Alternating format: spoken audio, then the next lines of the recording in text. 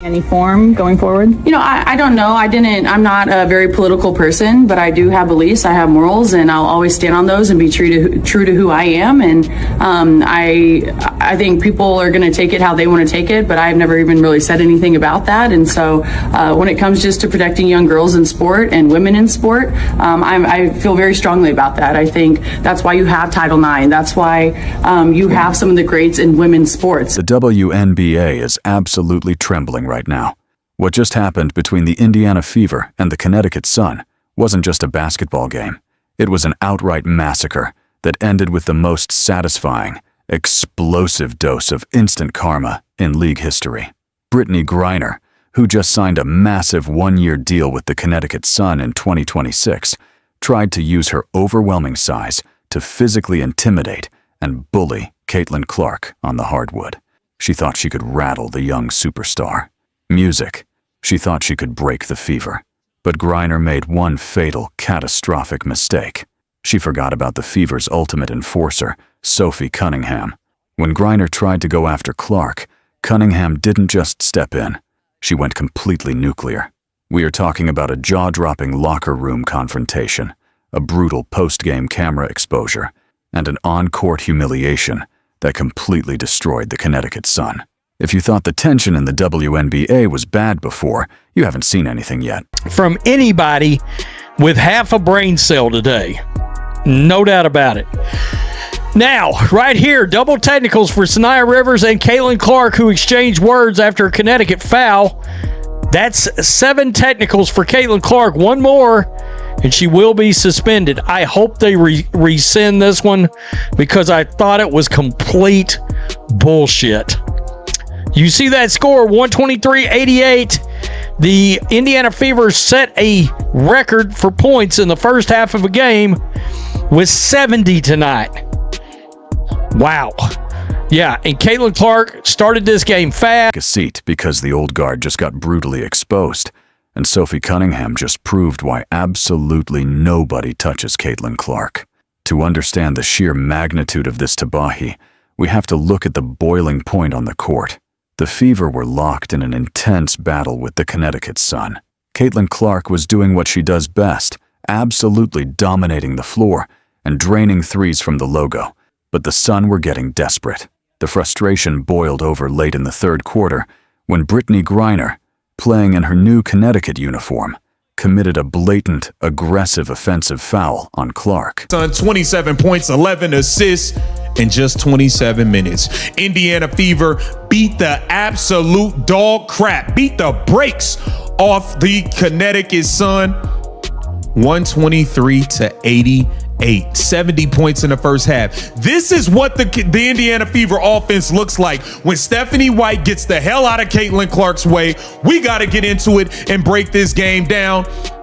Caitlin Clark breaking records as always. Only the GOAT can do this. Only the GOAT can do this. Take a look at this here, courtesy of ESPN Insights. Another historic night for Caitlin Clark. Caitlin Clark became the first player in WNBA. Griner was furious, and instead of taking responsibility, she tried to get physical. Tensions flared, words were exchanged, and Griner aggressively stepped into Clark's space, trying to loom over her and completely shatter her focus. The referees, in a highly controversial and completely baffling move, hit Caitlin Clark with a double technical foul. Suddenly, the momentum shifted. The Connecticut Sun bench was screaming, thinking they had finally broken Clark's spirit. Griner was smirking, thinking her vintage intimidation tactics had worked against the new face of the league. But then, the Indiana Fever coach made a substitution that changed the entire trajectory of the season. Sophie Cunningham, who was acquired by the Fever in a trade ahead of the 2025 season and secured a new contract for this 2026 run, marched off the bench. And buddy, she wasn't just coming in to play standard defense. She was coming in to send a brutal message. Right after the foul call, the ball was inbounded, and Cunningham immediately locked eyes with Griner. From that exact second, Cunningham decided to end the Connecticut Sun's hopes right then and there. Talk about instant karma. Cunningham came down the court, caught a perfectly placed pass from Clark, and coldly buried a massive three-pointer right in Griner's face. The arena erupted into absolute chaos, but she wasn't done humiliating the Sun's defense. On the very next possession, Cunningham drove hard to the paint, absorbed contact from Griner, and finished a contested layup for an explosive and one play. Nice little drive, and hits the little floater. That's good stuff. This is my boy Venom. Welcome back, Venom. Venom Reacts. Go subscribe. He's back after his auto accident, and he was away for some days. He is straight up back, and he's going to be calling this on this Ty Harris to CC situation. Oh my gosh, Caitlin Clark is cooking. Come here, Sanaya. Step back. Oh my gosh. Give that guy your map. Curling off the screen. Come here. Curry 3. Bang. C22. What's up, Venom? Good to see you back, man. No doubt about it. His channel is growing. Talked to Venom tonight before the game. Good stuff.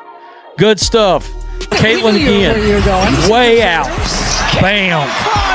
Knocks it down from way outside. Good stuff.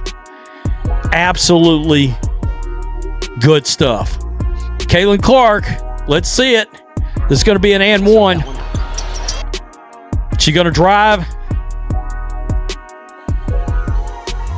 Pull up another little floater. Cunningham essentially went on a personal game-ending run all by herself. She looked right at Griner, pointed directly at the Sun's bench, and completely silenced them. The Fever's infectious energy took over completely, leaving the Sun paralyzed. Indiana walked away with a dominant blowout victory, leaving Brittney Griner staring at the scoreboard in pure disbelief. But the real drama, the absolute tabahi, was just getting started off the court. The on-court humiliation was bad enough. But what Cunningham did after the final buzzer is what has the entire WNBA front office in a total panic. Cunningham didn't hold back. She didn't quietly retreat to the locker room. According to explosive insider leaks and massive viral videos, Cunningham stood directly in front of the media cameras and went music, completely nuclear on the Veterans Center. She didn't use the typical heavily scripted PR answers. Important to protect. Do you think, I guess along the line like that, it goes against perhaps, some people might say, hey, for the trans community, this could be something that could come back on us or be targeted against us. Like, how do you, I guess, view that sort of critique? Like I said, I extend love, and I don't dislike anyone. Like, I think there is room for absolutely everyone here, and I think there's room to love everyone. And I truly think when you get people in the same room and you have conversations, you actually have a lot in common with a lot of people. And so I'm there to love, but I'm also there to love biological women, and I think that there are rights that need to be protected. And like I said, I'm going to stand true to that. I'll never falter in my beliefs in that, but I have never once said I hated the trans community. Like I said, I think there's space for everyone. Sophie, what about Connecticut tonight? Tell us a little bit about the game. What are you thinking about Keys or guard Brittney? You know her so well. Yeah, I think it has been so fun. I played with BG for 6 years, and so I know her like the back of my hand. And as of late, she's been playing really good. She's been playing like OG Brittney, and so we have our hands full down in the paint. I really think actually Connecticut is playing really good as a whole. I think everyone's playing their role really well from top to bottom. They don't go out there and do anything outside of what they do, and that makes it difficult. And so, you could look at standings and where they're at in the league, but when you do that in this league, you're going to get beat by 50. And so we have one more game before break, and we cannot take this game lightly at all. And so we have to come out with following our scout. She actively called out the physical targeting, making it crystal clear that the old guard's attempts to bully Caitlin Clark will result in them getting completely dismantled on national television. She essentially told the entire league, if you try to attack our point guard, I will personally step on the court and embarrass your entire franchise. The fans are absolutely losing their minds over this. The Fever have proven that they are untouchable, and veterans who rely on intimidation are realizing their tactics are completely useless against the new era of basketball. The Connecticut Sun tried to play dirty, and they got absolutely burned by the ultimate instant karma. Brittney Griner tried to test the Fever, and Sophie Cunningham just cemented herself as the ultimate enforcer in the WNBA. Some would deem controversial. She's a teammate of Caitlin Clark. She plays on the Indiana Fever. And she was the one that got into it with a player a few weeks ago where she just pointed in her direction and kept pointing in her direction. That's Sophie Cunningham. Well, anyway, she made some comments that were deemed relatively controversial about a week or so ago. I don't know when it was. And she said she wasn't backing down from her comments. And it was regarding trans athletes in women's sports. Matter of fact, she went so far as to say she doesn't think her comments were controversial at all. She shared her opinion on a polarizing topic in an interview with ESPN this week where she claimed she felt a duty to, quote, protect young girls in a locker room or young girls in sport who shouldn't have to go against biological men. That's what she talked about. She was asked to expand on the quote when meeting with the media on Wednesday, and she made it clear that's how she feels. Quote, I said what I said, Cunningham told reporters.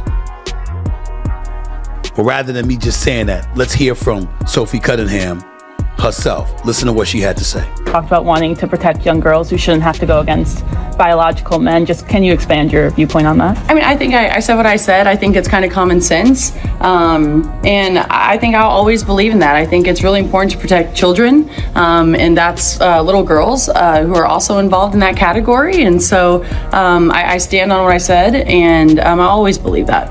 I stand with Sophie Cunningham. I stand with Riley Gaines. I stand with them both. I have 2 daughters. They don't participate in sports, but if they did, that would be my position. And I think it's important to emphasize what Sophie Cunningham said a bit further. She said, I think I'll always believe that. I think it's really important to protect children and that little girls who are also involved in that category. So I stand on what I said, and I will always believe that. She claims she's not a political person, but she does have morals and beliefs, and she will always stay true to them. When asked if her stance could negatively impact the trans community, Cunningham said she's not speaking out of hate. She doesn't dislike anyone. She says, quote, I think there's room for absolutely everyone here, and I think there's room to love everyone. I truly think when you get people in the same room and you have conversations, you actually have a lot in common with a lot of people. I'm there to love, but I'm also there to love biological women, and I think that there are rights that need to be protected. And like I said, I'm going to stand true to that. I'll never falter in my beliefs in that, but I have never once said I hated the trans community. Like I said, I think there's space for everyone. I can't applaud her enough. This notion that you're hating on the trans community because you are not a proponent of them participating in female sports is utterly ridiculous. Sophie Cunningham said every word right on the money. There's no hate involved. There's only love we're talking about. But what happened to loving girls who are born biologically as girls? What about their rights? What about fairness associated to them? I need to know exactly what you guys think about this insane next-level drama. Did Sophie Cunningham just completely destroy the Connecticut Sun season? Make sure you drop your raw, unfiltered opinions in the comments below. Smash that like button, subscribe, and hit the bell so you never miss another explosive WNBA breakdown. Yar, this script is fully locked and loaded. Send this straight to your cloud workflow and watch the views roll in. Let me know when you are ready for the next one.